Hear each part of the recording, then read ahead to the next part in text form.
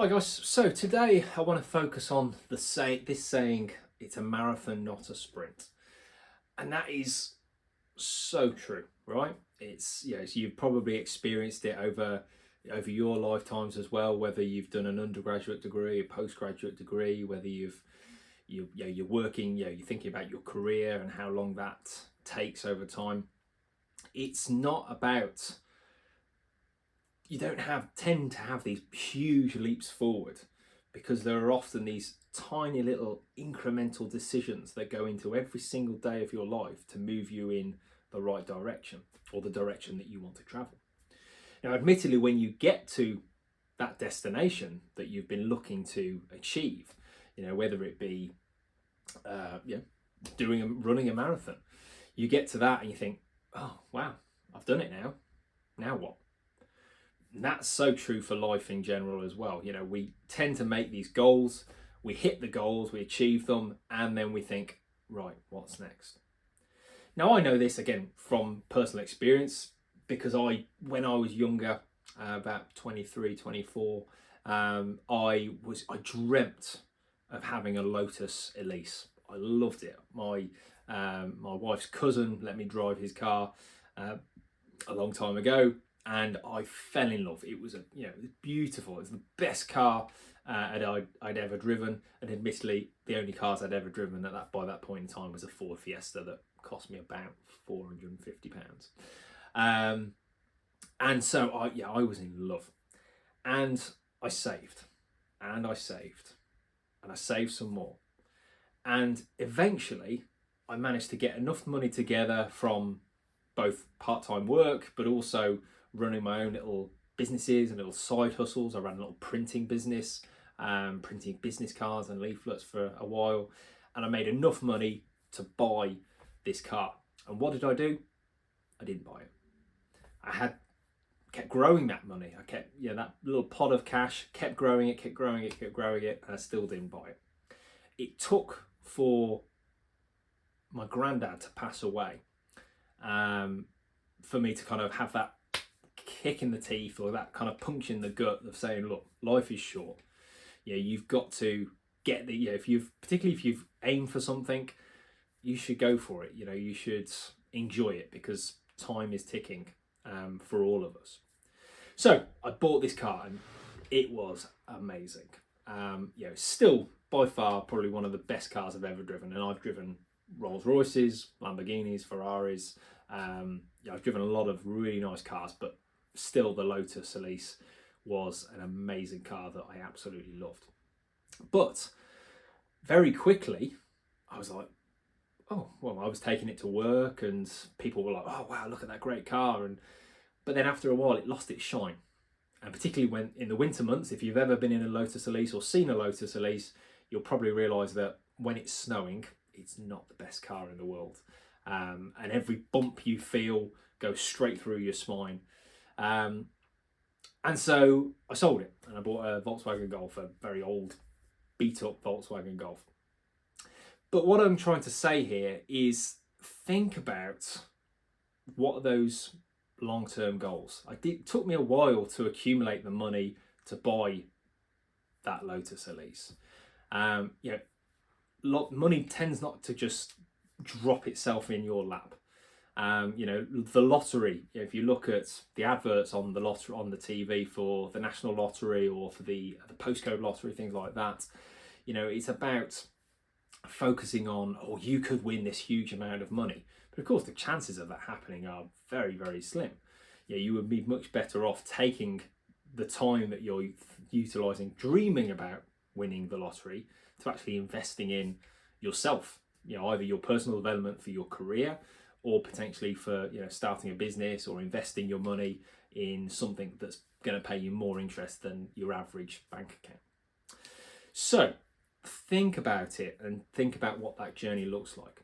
Now, if you've seen my previous videos on the Rubik's Cube, you'll know that, again, it is very much step by step by step by step. There are many steps towards achieving that goal of completing the Rubik's Cube. But of course, once you complete the Rubik's Cube, you then start getting a bit faster. And how do you get faster? Well, you buy better cubes. So there are cubes so this cube, for example, you can pop off the center caps, and you can loosen the springiness of it, and you can tighten the springiness of it, so you can fine tune it to how you utilize it, and you could become even faster. And of course, you could build your hand dexterity so that you can do the movements faster. It's about, again, building up, not just I can solve it now, but once I can solve it, how quickly can I do those movements?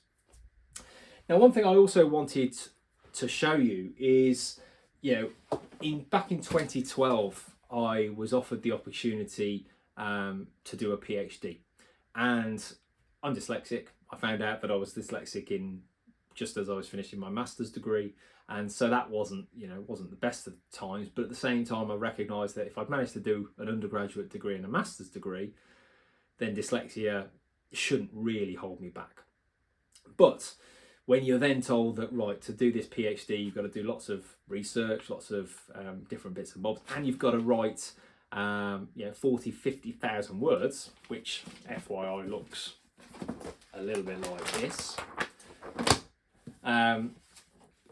It's a bit of, this was one of my marathons, and having done actual marathons, I'd rather do a marathon any day of the week than I would do this again. But it is, again, it's focusing on what is possible. In this scenario, it was just writing one sentence at a time. And once you write that one sentence, you get a little bit of momentum. So actually writing the next sentence is going to be a little bit easier than writing the sentence before. On the opposite side of things, as you've probably experienced, you say, right, I want to do this. I want to make this video. I want to apply for that job. But actually, starting the ball rolling on that process is incredibly difficult. And once you've got that ball rolling, it becomes strangely a lot easier. When I'm recording these videos, I try and do them uncut because, I want to just speak directly to you and not have lots of edits and different things. I'm not perfect. I know I'm not perfect. I stutter, I mumble, I'm not clear, I talk too fast often, but it's about that personal and individual step-by-step development. So whatever it is that you are looking to achieve, whether it's career development, whether it's personal development, whether it is health development, you want to start eating right, you want to start exercising more, don't go out there and, right, I'm going to run a marathon straight away. I'm going to run for an hour. Don't do it. Just take small incremental steps forward. Go out for a mile, go for a walk for a mile. And then depending on how you're feeling, think, okay, well, maybe I could do a little bit more than that. Great. Come back, stretch, do whatever you need to do. And then next day, do it again. But maybe see if you can go a little bit further. Not loads further. You're not looking to double it every time. It's just going up by a small amount every time. Maybe, let's say, increase the amount by 10%, because you're going up again gradually. And as you know, if you've ever heard the idea of compound interest, that very quickly, as you're adding 10% on every time, it goes up surprisingly quickly. Now, compound interest sounds great in principle, but it's not necessarily always the case, because for various reasons that I won't get into right now. Maybe I'll make a video about it sometime in the future. Obviously, if you want to keep an eye on that, make sure you're subscribed so that you're notified when and if I ever make that video. But it's about thinking around what's next, how do you make that next step, and how do you start building that progress up? Because again, this didn't come overnight. This took the best part of 3 years to write, and then I had to rewrite it because, unsurprisingly, there were lots of mistakes and lots of things that my examiners decided that were wrong or weren't as clear as they could be, and that's fine. It was painful at the time, particularly you see all these post-it notes, all feedback from various supervisors. It is difficult. Getting feedback is difficult, but you've got to, again, suck yourself up and think, okay, yeah, I know I need to do that better, rather than just burying your head in the sand. Recognise, okay, I need to do better. I've been given this feedback. I need to act on it now. So, talking of feedback, as always, I really appreciate you watching this video. Hopefully you've watched it all the way to this point.